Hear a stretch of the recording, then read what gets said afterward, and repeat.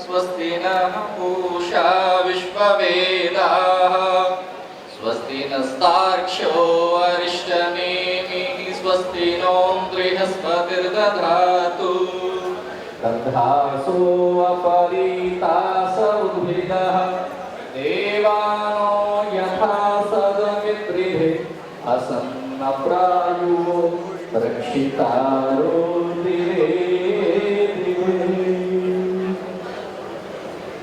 बाकी हमारा बड़ा सौभाग्य है कि आज माननीय राज्यपाल साहब इस सुरक्षा संस्थान के प्रथम दिवस में नए सत्र के प्रारंभ में उपस्थित हैं।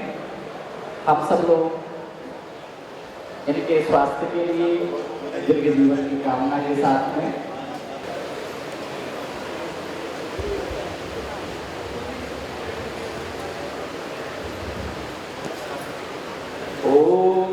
स्वस्ति न इंद्रो बृहस्रवाः स्वस्ति नः पूषा विश्ववेदाः स्वस्ति नस्तार्क्ष्यो अरिष्टनेमिः स्वस्ति नो बृहस्पतिर्दधातु।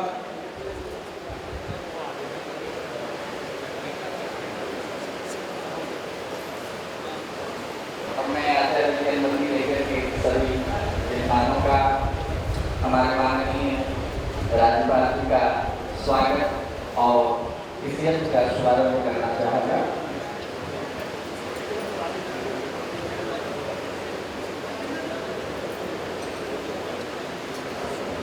ओम भद्रं कर्णेभिः शृणुयाम देवा भद्रं पश्येमाक्षभिर्यजत्राः स्थिरैरङ्गैस्तुष्टुवांसस्तनु हितं यदायुः ॐ व्रतेन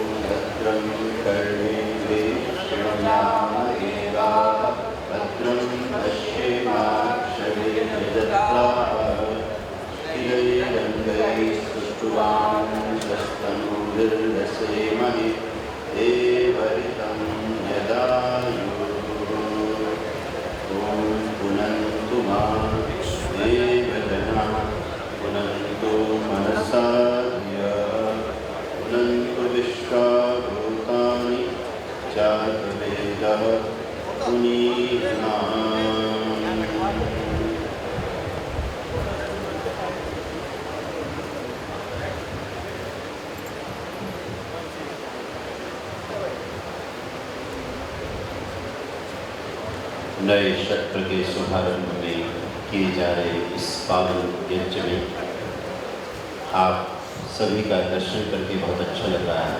आप सभी को हमारा विनम्र प्रणाम। जैसे कि हमारे युवा विद्वान आचार्य विकास भाई तिवारी जी निवेदन कर रहे थे, ये हमारा परम सौभाग्य है इस संस्थान में गुजरात की बहुत ही ऐतिहासिक महत्वपूर्ण भूमि से वहाँ के राज्यपाल महोदय इस पावन अनुष्ठान में हमारे साथ में हैं।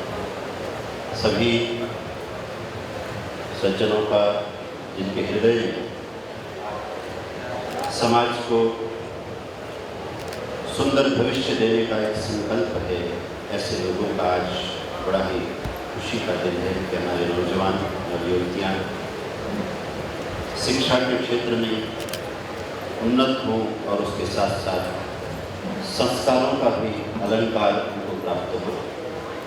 इसलिए जिनकी जिम्मेदारी है संस्था को चलाने की, माननीय डॉक्टर जी सभी अधिकारियों का वर्णन हो रहा है। मंत्र पाठ। ओम प्रत्येन दीक्षा माप्नोति दीक्षया प्नोति दक्षिणा दक्षिणा श्रद्धा माप्नोति श्रद्धया सत्यमाप्यते। वेद माता कहती है कि जो लोग उत्तम व्रत ग्रहण करते हैं, उस व्रत में अड़िग रहते हैं, उन्हें स्वयं दीक्षा की प्राप्ति होती। प्रत्येक दीक्षा माप्नोति। और जो दीक्षित होते हैं उन्हें स्वयं भी संसार के शुभ फल प्राप्त हो जाते हैं। आवश्यकता है कि आप रूप को ठीक से ठीक जगह में स्थापित कीजिए। व्रत। ओम व्रतेन दीक्षा माप्नोति दीक्षया प्नोति दक्षिणा दक्षिणा श्रद्धा माप्नोति श्रद्धया सत्यमाप्यते। मस्तक पर दिया जाने वाला तिलक ईश्वर के प्रति विश्वास का प्रतीक है कि हम उस अनंत भगवान के भक्त हैं। इसमें हमें रत्ती भर भी कभी कोई संशय नहीं है। हम आस्तिक हैं। कलाई पर बांधा जाने वाला व्रत सूत्र श्रेष्ठ कार्य का दायित्व पूरी तरह से निभाने का संकल्प है। इसमें कहीं भी रुकावट न आने दिया जाएगा। इसी तरह प्रकृति का उपहार पुष्प माल्यार्पण उत्तरीय आदि यज्ञ अलंकार हमें दीक्षा देते हैं। ओम स्वस्ति न इंद्रो वृद्धश्रवाः स्वस्ति नः पूषा विश्ववेदाः स्वस्ति नस्ताक्षो अरिष्टनेमि स्वस्ति नो बृहस्पतिर्दधातु। ओम भद्रं कर्णेभिः शृणुयाम देवाः। विश्व प्रसिद्ध स्वस्ति वाचन का ये वेद मंत्र हमें बता रहा है कि हम कुछ ऐसा करें कि हमारे बारे में कहीं कोई बुरा सुनने को मिले। भद्रम कर्णेभिः शृणुयाम देवाः। देव आप ऐसी कृपा करो कि हमें भद्र सुनने को मिले। भद्रम पश्चिमाक्षभिर्यजत्रा। अपनी आँखों से हमें शुभ दर्शन, दिव्य दर्शन, अच्छी चीज़ों के दर्शन का सौभाग्य मिले। हमारे आचार्य मंत्रों से यजमानों को और युवाओं को, जिन्होंने समाज को भविष्य देना है, परिवार को भविष्य देना है, हमें अभिनंदित करते हैं। ओम भद्रं कर्णेभिः शृणुयाम देवाः भद्रं पश्चिमाक्षभिर्यजत्राः। ओम अमृता पिधानमसि स्वाहा। तीसरी बार ओम सत्यं यशः श्रीमयी श्रीश्रयतां स्वाहा। थोड़ी सी तरह से हाथ को बगल में शुद्ध कर लीजिए और बाएं हाथ में जल लेकर अंदर स्पर्श। हे यज्ञनाथ प्रभु, आपके आशीर्वाद से हमारे शरीर के सभी अंग सदा सबल रहे। ओम आत्मा आस्तेस्तु। ओम नसो में प्राणवस्तु। ओम अक्षो में चक्षुरस्तु। ओम कर्णयो में श्रोत्रमस्तु। ओम बाहो में बलमस्तु। ओम उर्वोर्म ओजो अस्तु। ओम अरिष्टानि मीनानि तनुष्तन्वामि सहसन्तु। माननीय राज्यपाल महोदय से दीप प्रज्वलन करवा दिया जाए। आचार्य जी, दीपक प्रज्वलित हो जाए। ज्योति हमारी आत्मा का प्रतीक है। हे प्रभु, थोड़ा सा पंखे का दिशा दीपक से निकालना पड़ेगा। ओम यत्र ज्योतिर्नश्रं यस्मिन् लोके स्वरितं तस्मिन् देहि पवन् अमृते लोके अक्षिता इंद्रायणो परिसरः।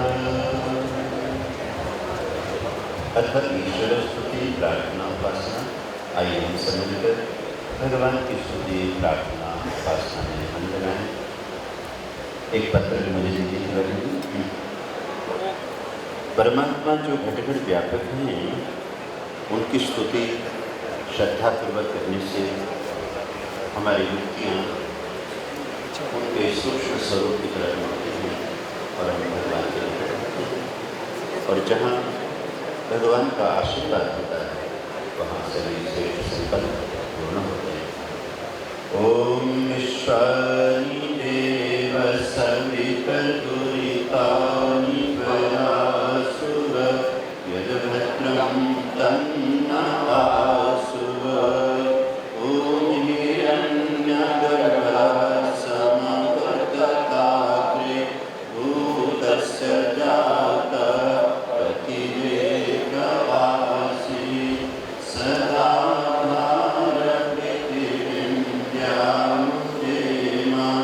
अस्मै देवाय हविषा विधेमः। ॐ आत्मदा बलदा यस्य विश्व उपासते प्रशिशं यस्य देवा यस्य छायामृतं यस्य मृत्यु कस्मै देवाय विधेमः। ॐ यः प्राणतो निमिषतो महितैकविद्राज जगतो बभूव यदीशेऽस्य बृहदश्च दुष्करः तस्मै देवाय हविषा विधेमः। ॐ येन द्यौरुषा पृथिवी च क्रीडा येन सहस्तभितं येन नाकः यो अन्तरिक्षे रजसो विमानः तस्मै देवाय हविषा विधेमः। ॐ प्रजापतेन त्वदेतान्यो। बस आगे तो पीछे की ओर बैठना। ओम भूर्भुवः स्वः ओम भूर्भुवः स्वः पृथिवी ववरिणा तस्यास्ते पृथिवी देवयजनि पृष्ठे अग्निमन्ना दमन्नाद्यायते। अग्नि को आसन कीजिए, स्थापित कीजिए अग्नि में, और आप भी अपने अपने आसन पर बैठ जाइए। बैठकर अग्निदेव का दर्शन करते हुए होकर प्रार्थना। हे अग्निदेव, आप उद्बुद्ध हों और हमारे यज्ञ को सफल बनाएं। ओम उद्बुद्धस्वाग्ने प्रतिजाग्रे त्वमिष्टापूर्ते संसृजेथा अयञ्च अस्मिन् सदस्ते अद्युत्तरस्मिन् विश्वे देवा यजमानस्य सीदथ। अब संविधान चढ़ाने में लगे संविधान आप आज के लेकर ओम अयंतरित्म आत्मा जातवेदस्ते निधस्वबद्धस्व चेद्भवद्भय चास्मान् प्रजया पशुभिर्ब्रह्मवक्षसे नान्नादेन समेधय स्वाहा।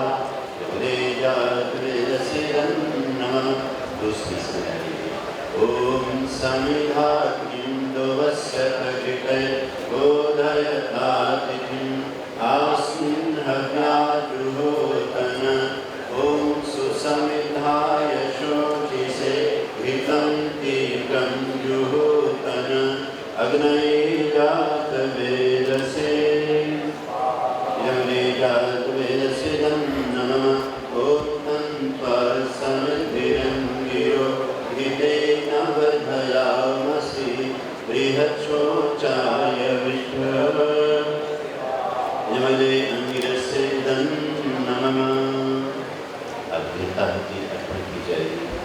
तीन संविधाएं जब भक्त चढ़ाता है तो इस संसार में जितने भी सुख हैं, चाहे वो सैकड़ों हों, हजारों हों, लाखों हों, मूल रूप में वो तीन ही हैं। तीनों प्रकार के सुखों की प्राप्ति के लिए ये यज्ञ किया जा रहा है। राष्ट्र में बताया गया है, वित्त का सुख, धन का भी सुख है, पुत्र का, संतान का, प्रजाओं का सुख है, और तीसरा सुख यश का है, कीर्ति का। इन्हीं में से सैकड़ों हजारों प्रकार के सुख बनते हैं यज्ञ में। ये विज्ञान के साइंस है। अब इनकी अवधि 5 है।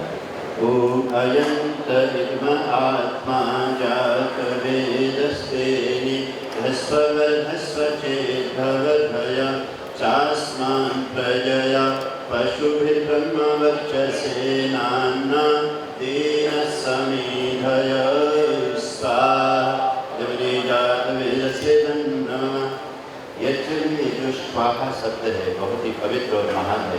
आप सब लोग मेरे साथ स्वाहा बोलेंगे, बहुत लाभ होगा आपको और इस वातावरण को, एटमॉस्फेयर को, जहाँ बहुत ही अशुभ विचार फैल गए हैं, उसका निदान, उसका निवारण, उसको नष्ट करने के लिए स्वाहा, यज्ञ का स्वाहा बहुत महत्वपूर्ण है। सब स्वाहा बोलिएगा।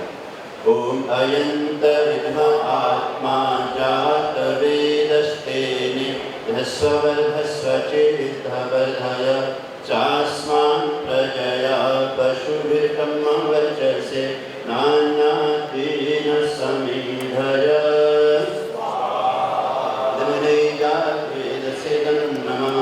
ओम अयंत विद्मा आत्मा जात वेदस्तेनि ह्स्वचेद्भवधय चास्मान् प्रजया पशुभिर्ब्रह्मवर्चसे नान्ना तेन समीधय।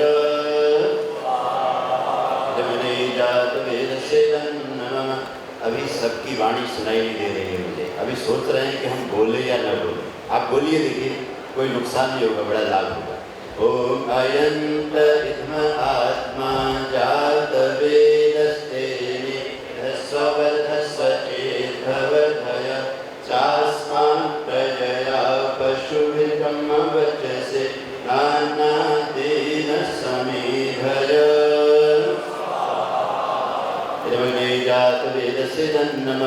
Thank you. Now you started your song. Go on. Om ayanta idma atma jat vedasteni dhasvavardhasvachedhavardhaya chasman prajaya pashubhirbrahmavachase nanya dina samidhaya.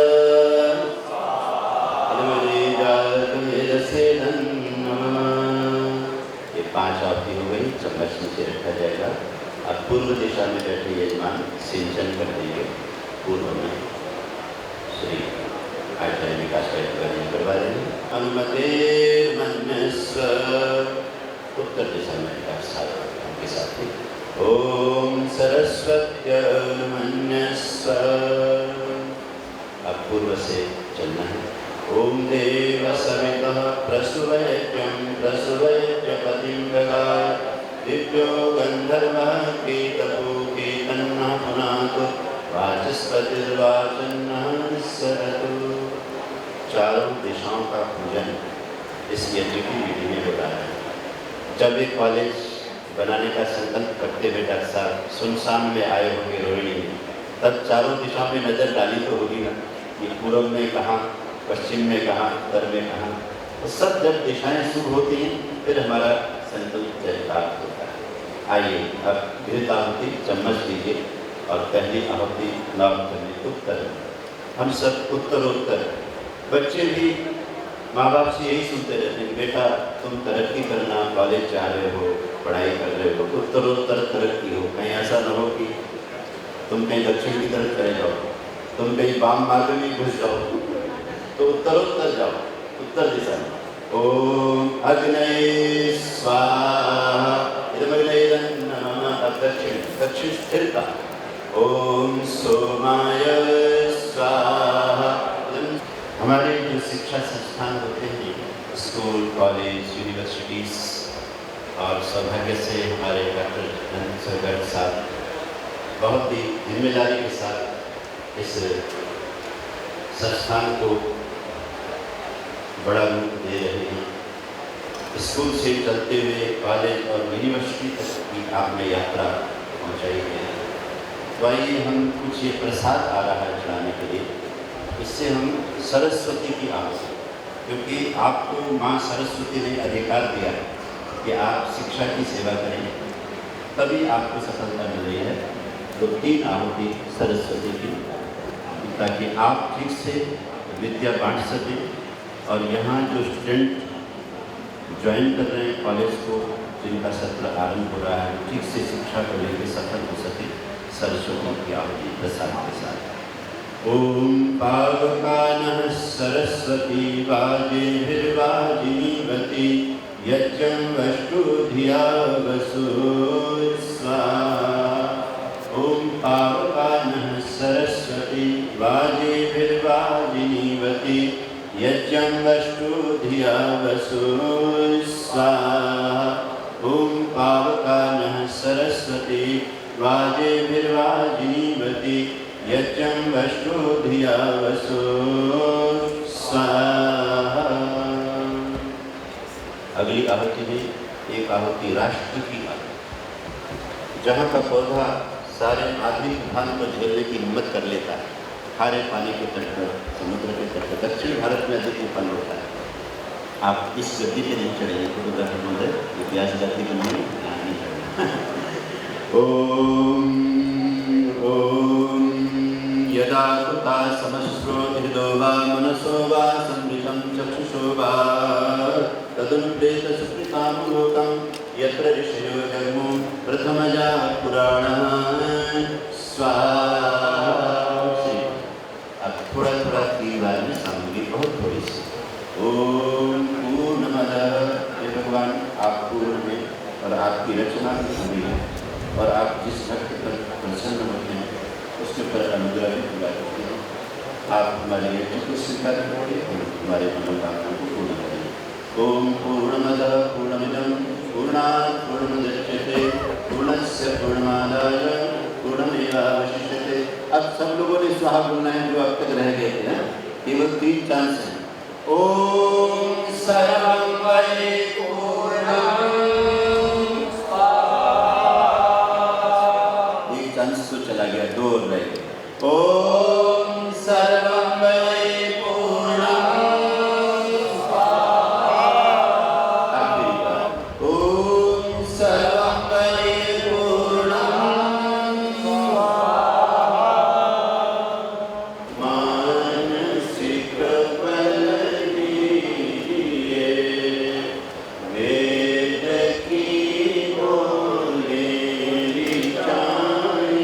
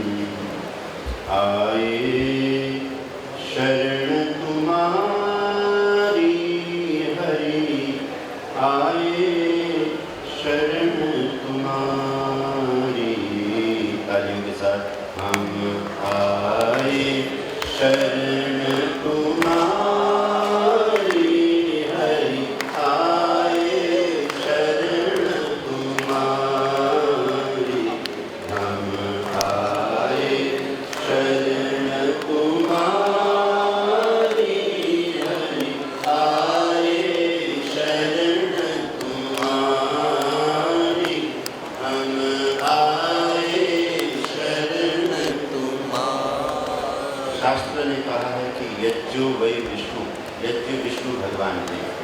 जहाँ यज्ञ हो रहा है तो हम भगवान के पास आए हैं, इसलिए भगवान के पास आकर हम अपनी याचना करने का जो सौभाग्य लाभ है उसको कर रहे हैं। तो भगवान ने पूछा, तुम मेरी शरण में आए हो, चाहते क्या? तो भक्त ने बड़ी अच्छी बात कही कि हर कुटिया में, कुटिया माने हम सबके घर परिवार, हर घर में आपके आशीर्वाद का अमृत है, हर घर अच्छा हो। ये कॉलेज, ये स्कूल, ये यूनिवर्सिटी, ये विद्यालय घर को संभालने के लिए, घर को बनाने के लिए। हर कुटिया में अमृत भर दो, हर कुटिया में अमृत भर दो, हर कुटिया में अमृत भर दो, रोम रोम सब पुलकित कर दो, तेरे बने पुजारी हम आए शरण तुम्हारी, हम आए शरण तुम्हारी, प्रभु आए शरण तुम्हारी। शुभ आरंभ पर हमारे बीच में हमारे दिल्ली के अपने प्रोफेसर ओम प्रकाश कोहली जी, जो आजकल गुजरात के महामहिम राज्यपाल हैं, दिल्ली यूनिवर्सिटी के शिक्षा जगत में लगातार 2 वर्ष निर्वाचित अध्यक्ष रहे और 1990-91 में भारतीय जनता पार्टी के साथ अध्यक्ष के रूप में आए। मुझे भी सौभाग्य मिला 3 टर्म में आदरणीय कोहली जी के साथ काम करने का, एक बार जिलाध्यक्ष के रूप में, एक बार महामंत्री के रूप में और एक बार वरिष्ठ उपाध्यक्ष के रूप में। एक बहुत ही सहज सरल व्यक्तित्व के धनी, जो अपनी मेहनत से, लगन से, अपनी प्रतिभा से राष्ट्र को एक बहुत ही, मैं समझता हूँ कि ऐसा नेतृत्व दे रहे हैं जिससे प्रोत्साहित होकर, जिससे प्रभावित होकर, जिससे प्रेरणा लेकर अनेकों लोगों ने, जिनमें से हमारे बीच में डॉक्टर एन.के. कक्कड़ जी हैं, उत्तर कपाही जी हैं, जो UGC के मेंबर हैं, बहुत ही इनके साथी रहे हैं और इनसे बहुत कुछ हम सब ने मिलकर सीखा है। भगवान मैं समझता हूँ कि दयालु है, क्योंकि हमारे आचार्य श्री जी, जो आर्य समाज के बहुत बड़े उत्तर भारत में समझता हूँ कि 2-3 प्रमुख विद्वानों में हैं, हमें बहुत अच्छी वेदों के माध्यम से शिक्षा दे रहे हैं। आज के इस तकनीकी युग में जहाँ हम देश को लगभग 1100 अच्छे योग्य इंजीनियर हर साल देने में सक्षम हो रहे हैं, वहाँ लगभग 500 से ज़्यादा हमारे जो बिजनेस एडमिनिस्ट्रेशन के लिए अच्छे ग्रेजुएट और पोस्ट ग्रेजुएट दे रहे हैं। वहाँ जर्नलिज्म में भी हम इस देश के प्रति सजग और ऐसे लोग पत्रकार हैं जो इस देश को पहले रखें, वो भी हम हर साल यहाँ से 100 के आसपास दे पा रहे हैं। पिछले वर्षों से B.Com ऑनर्स भी हमने शुरू किया है। इस वर्ष लगभग 1750 नए विद्यार्थी विभिन्न पाठ्यक्रमों में हमारे Maharaja Agrasen institute of technology, Maharaja Agrasen institute of management studies, तो इस कैंपस में, और लगभग 500 से ज़्यादा महाराजा अग्रसेन विश्वविद्यालय जो हिमाचल में है, जिसका उद्घाटन देश के राष्ट्रपति ने किया। ये बहुत कम संस्थानों को ऐसा सौभाग्य मिला हो जहाँ पहले 2 वर्ष में ही यूनिवर्सिटी ग्रांट्स कमीशन से मान्यता मिल गई है। ये हम सौभाग्यशाली हैं कि हम महाराजा अग्रसेन एक ग्लोबल स्कूल भी प्रारंभ किया है, जिसमें नर्सरी से आज हम कह सकते हैं PhD तक के विद्यार्थी आज हमारे पास शिक्षा ग्रहण कर रहे हैं। एक बड़ा सपना जो देश के लिए आज़ाद कराने के लिए लोग लगे थे, उन्होंने देखा था। महामना मदन मोहन मालवीय जी ने लगभग 99 वर्ष पूर्व एक ऐसी शुरुआत की थी जो आज बनारस हिंदू यूनिवर्सिटी के नाम से इस देश में पिछले 99 साल में लगभग हर विधान में होनहार लोगों को पुरस्कृत किया है। उसी प्रकार का एक छोटा सपना लेके मैं, मेरे सहयोगी, मेरे साथी, हमारे सबसे वरिष्ठ साथी जो हमारे मुख्य संरक्षक हैं प्रेम सागर गोयल जी के मार्गदर्शन में हम लोग इस काम में लगे हुए हैं। इस साल 17वां साल है हमारे जो बीटेक का एडमिशन है। 17th बैच हमारा इस साल आया है। इसी प्रकार मेन्स में 14th बैच आया है। तो हम धीरे धीरे परंतु छोटे छोटे कदम मजबूत कदमों से आगे बढ़ रहे हैं। आज पूरे देश में नॉन गवर्नमेंटल सेक्टर में हम पहली 10 पोजीशन में हमारा इंजीनियरिंग इंस्टीट्यूट आ गया है। इसमें 2 बिरला के हैं, एक रिलायंस का है, एक निर्मा जैसे बड़े लोगों का है। उनके साथ हम भी कदम से कदम मिलाकर पहले 10 स्थानों पर आए हैं। इस वर्ष हमारे सभी प्रोफेसर्स ने मेहनत की है और पहली बार कंप्यूटर साइंस में आईपी यूनिवर्सिटी की पहले 3 position first, second, third, gold medal, silver medal और ब्रॉन्ज मेडल। इलेक्ट्रॉनिक्स कम्युनिकेशन में पिछले वर्ष भी हम फर्स्ट आए थे और इस साल हम गोल्ड मेडल हमारी बच्ची ले पा रही है। मैकेनिकल में भी हम टॉपर रहे हैं और मैनेजमेंट में एमबीए में पहली 20 पोजीशन में लगभग 15 से 17 पोजीशन हमारा इंस्टीट्यूट देता रहा है। ये हम बिना किसी पब्लिसिटी के केवल अभी आचार्य श्री बता रहे थे कि इच्छाएँ होती हैं, बिना इच्छा को आदमी जीवित भी नहीं रह सकता।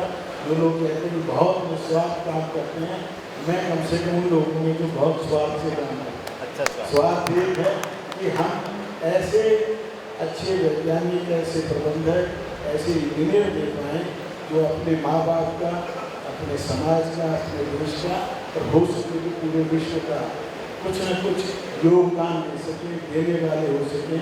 क्योंकि मैं संघ का स्वयंसेवक के नाते एक गीत गाते गाते आगे बढ़े थे, देश हमें देता है सब कुछ, हम भी तो कुछ देना सकते।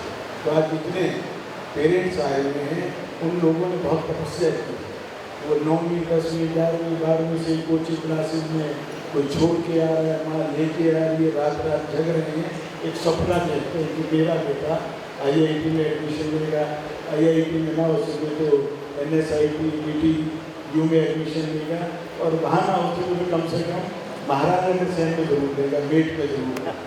तो आज उन सब माँ बाप को खुशी होनी चाहिए कि उनके बच्चे एक सही जगह पहुँच गए, कि वो यहाँ से अच्छी शिक्षा, अच्छे संस्कार, थोड़ी डांट डपट के साथ भी हम कोशिश करते हैं और अच्छे खेल कराते हुए प्लेसमेंट का मेरे ब्रिगेडियर एस के कक्कड़ साहब बैठे हैं, डायरेक्टर हमारे अपने एमएल गोयल साहब हैं, शर्मा जी हमारे डायरेक्टर मैनेजमेंट के हैं और इनको आशीर्वाद देने वाले, इनको भी पढ़ाने वाले कैसा संगम है अद्भुत कि जिनसे डॉक्टर CS शर्मा पढ़े वो डॉक्टर एस के कक्कड़ बैठे, जिनसे हमारे आज कई विद्यार्थी पढ़े हुए DTU के डॉक्टर ग्रोवर बैठे, डॉक्टर शास्त्री बैठे, प्लस AT के हैं, इनसे पढ़े हुए लोग भी पढ़ा रहे हैं।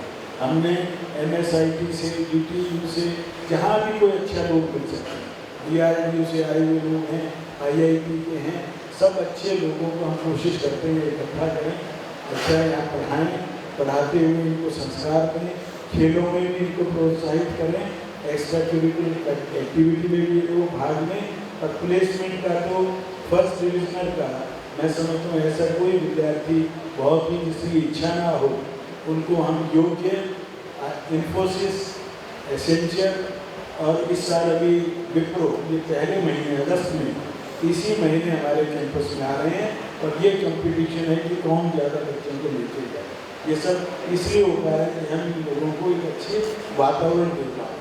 आज यदि इस साल 900 बच्चे पढ़ के निकलेंगे जिनको अगले साल नौकरी मिलेगी, उनको प्लेसमेंट का सीजन हमारा अगस्त में शुरू होगा। इसलिए इन सब अच्छे माहौल को आप बनाए रखें। आशीर्वाद देने के लिए आचार्य श्री आए हैं, वहाँ मैं समझता हूँ हमारे कोहली जी जो परम आचार्य हैं, क्योंकि खुद पढ़ाते रहे हैं लगभग 40 साल और उन टीचर्स में रहे हैं जो अलग एक्टिविटी में रहकर भी अपनी क्लास लेना कभी छोड़ते हैं। कोई कुछ तो नेता होते हैं जिन्होंने कभी क्लास में जाते हैं, परंतु कोहली जी जैसे लोग, कक्कड़ जी जैसे लोग ये हमेशा अपनी क्लास को भी उतना ही उन्होंने ध्यान दिया। तो हम आज ऐसे सज्जन पुरुष का हमें मार्गदर्शन भी मिलेगा, आशीर्वाद भी मिलेगा, जो गुजरात की धरती से आए हैं, और जैसा आचार्य जी ने वो सब चीज़ें पहले कह दी, गुजरात के सरदार वल्लभ भाई पटेल की इस देश के अंदर हमारी झुकी हुई गर्दन को सीधा करके सोमनाथ मंदिर का निर्माण किया है। और वहीं से नरेंद्र भाई जी इस देश के अंदर बहुत बड़ा परिवर्तन करने की क्षमता देखी, ऊर्जा देखी, पिछले 14 महीने से लगे हैं। हम सब लोग इन सब सपनों का जो गांधी जी ने देखे थे, स्वामी दयानंद ने देखे थे, और भगवान कृष्ण ने जहाँ द्वारका बसाई थी, और जब उनको लगा कि लोग ठीक नहीं तो द्वारका को समुद्र में डुबोया। तो भगवान जब करते हैं तो दोनों ढंग से कर सकते हैं, ये बात हम सबको याद रखनी चाहिए। और अध्यात्म के बिना विज्ञान नहीं है, विज्ञान और अध्यात्म का संगम हो, उसके लिए हमने कोशिश की है। ये सामने कुछ बड़े बोर्ड नए विद्यार्थी को देखें, कई जगह आपको लगेंगे। बिल्कुल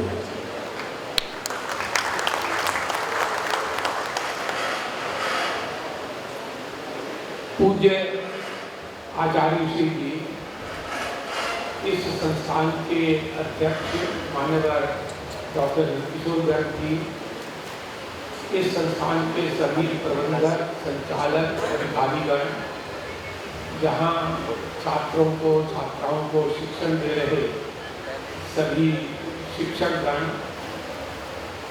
अभिभावकगण और सभी छात्र छात्राएं, और इस संस्थान से प्रत्यक्ष या अप्रत्यक्ष रूप में किसी भी रूप में जुड़े हुए सभी महानुभाव, हमारे समक्ष अब तक 3 काम हुए। एक वैदिक मंत्रोच्चारण के साथ यज्ञ संपन्न करवाया आचार्य श्री जी। दूसरा, आचार्य श्री जी ने योग्य मार्गदर्शन के लिए अपना एक छोटा और सारगर्भित वक्तव्य दिया। तीसरे, इस संस्थान के अध्यक्ष डॉक्टर किशोर गर्ग जी ने इस संस्थान की यात्रा का, उसकी परफॉर्मेंस का एक दौरा हमारे सामने रखा। मुझे सहयोग से श्री नंदकिशोर गर्ग जी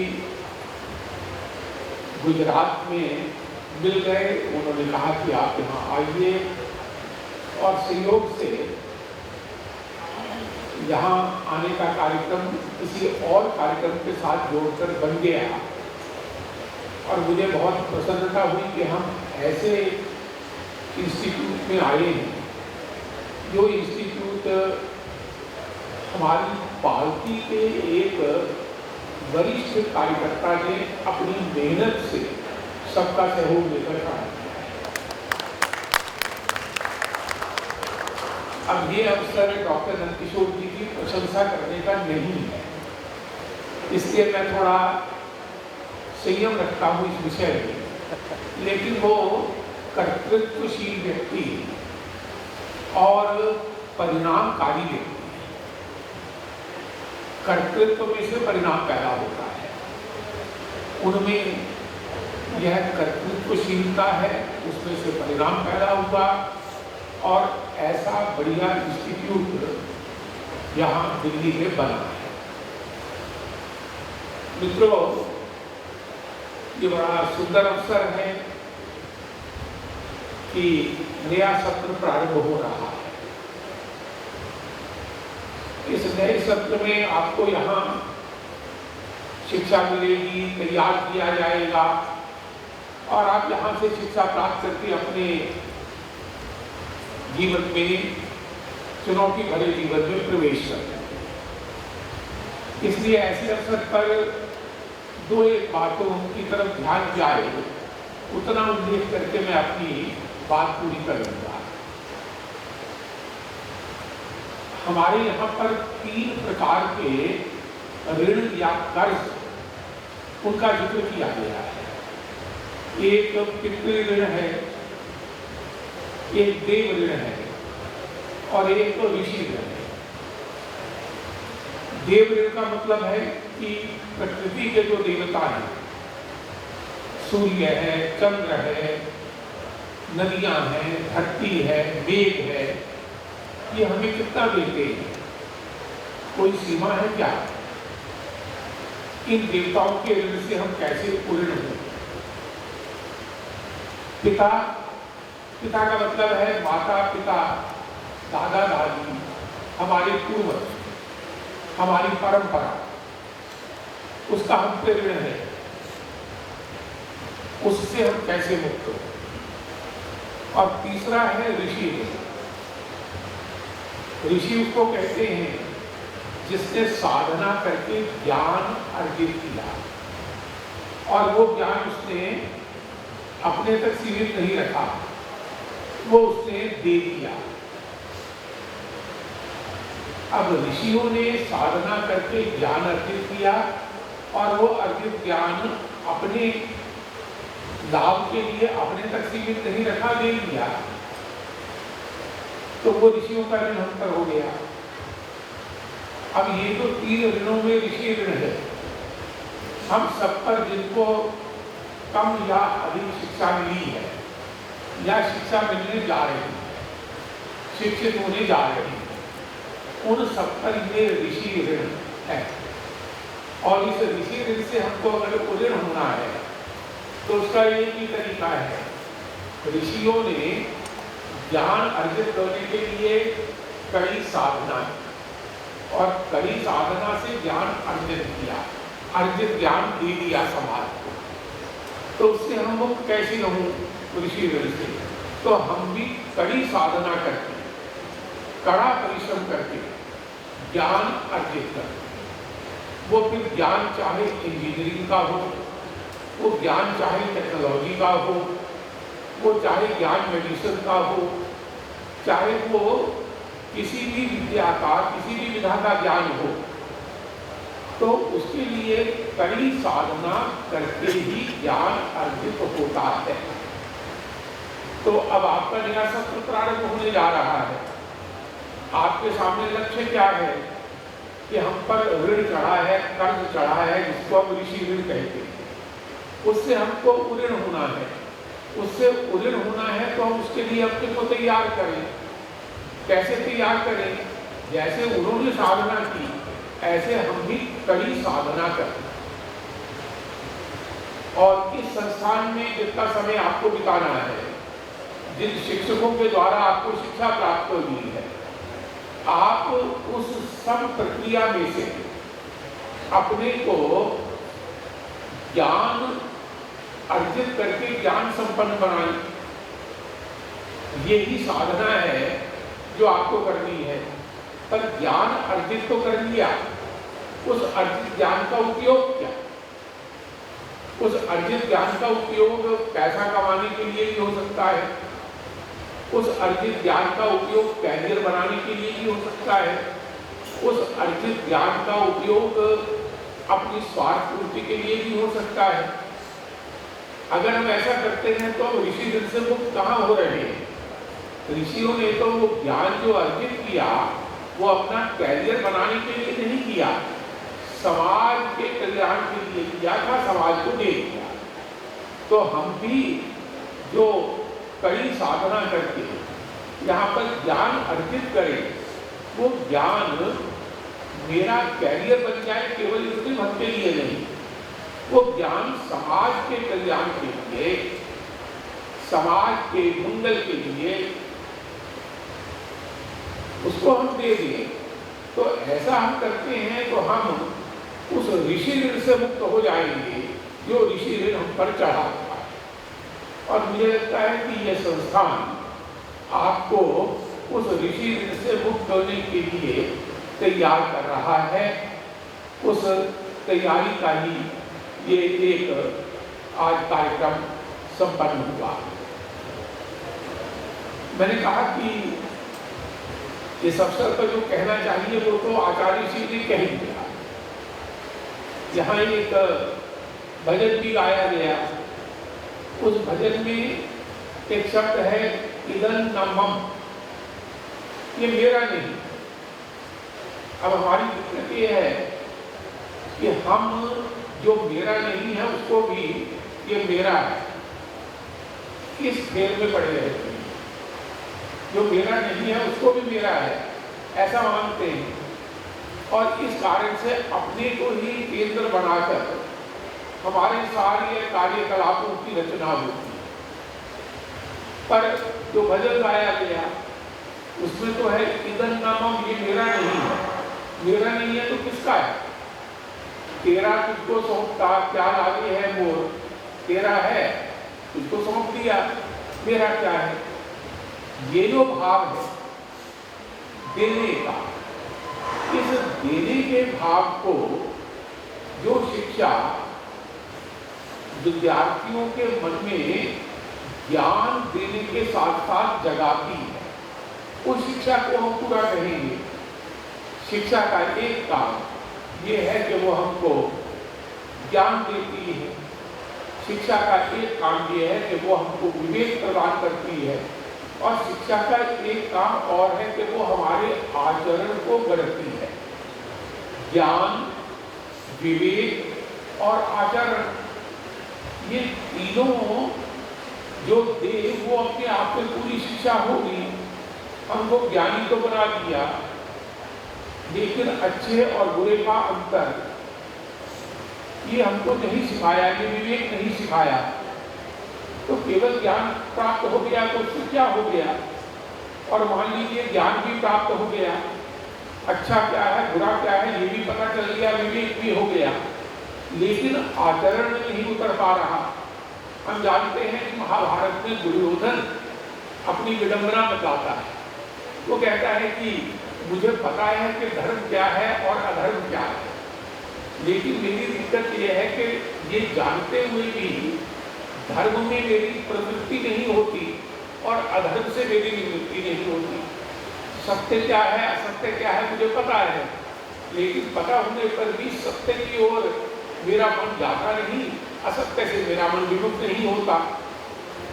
तो ये जो ज्ञान है, ये जो विवेक है, अगर ये आचरण में नहीं ढला तो फिर हम सब लोगों की स्थिति दुर्योधन जैसी होती है, विडंबना दुर्योधन जैसी होती है। इसलिए पूरी शिक्षा में धर्म भी चाहिए, ज्ञान भी चाहिए, विवेक भी चाहिए, पर उस सबका ट्रांसलेशन आचरण में हो, तब हम उसको शिक्षा को पूरी शिक्षा मानेंगे। आज हमारे देश को अब केवल अपने भीतर की चुनौतियों से नहीं टकराना, बल्कि एक विश्व लेवल पर भयंकर प्रतिस्पर्धा हो रही है। उसको कोई नाम देना हो तो लोग ग्लोबलाइजेशन कहते हैं। आर्थिक क्षेत्र हो, वैज्ञानिक क्षेत्र हो, टेक्नोलॉजी का क्षेत्र हो, भयंकर प्रतिस्पर्धा वैश्विक स्तर पर हो रही है। तो इस वैश्विक स्तर की ज्ञान प्रतिस्पर्धा में हमारी युवा पीढ़ी वो एक्सेल करे, इस बात की बहुत आवश्यकता है। और वो एक्सेल करेगी तो इस प्रकार के इंस्टीट्यूशन अगर उनको अच्छी शिक्षा देंगे तो वो एक्सेल करेंगे। इस विश्व प्रतिस्पर्धा की एक चुनौती का सामना हमने करना है। उन्होंने 2020 का भारत कैसा होगा इसके लिए 2020 ऐसा एक लक्ष्य हमारे सामने रखा, और उनकी एक पुस्तक भी है 2020। अब उस पुस्तक को पढ़ने पर ऐसा लगा कि उनकी देश के विकास की कल्पना क्या है। सबसे अधिक स्ट्रेस, सबसे अधिक जोर दो बातों पर है, शिक्षा और स्वास्थ्य। Financial development, economic development, monetary development, अगर ये एजुकेशन में और हेल्थ में ढलता नहीं है तो विकास का कोई मायना नहीं है। लब्बो-लुबाब सारी बात का ये है कि हम विकसित हो रहे हैं तो देश में शिक्षा का प्रसार हो रहा है, गुणवत्ता युक्त शिक्षा दी जा रही है, और लोग रोग मुक्त हो रहे हैं, स्वस्थ हो रहे हैं। शिक्षा और स्वास्थ्य केंद्रित डेवलपमेंट, शिक्षा centric development, health centric development, ये उनका सपना था। इस बात के लिए आभार व्यक्त करता हूँ कि उन्होंने मुझे आपके बीच में आने का अवसर दिया। आचार्य श्री जी को प्रणाम करके मैं अपना वक्तव्य समाप्त करता हूँ।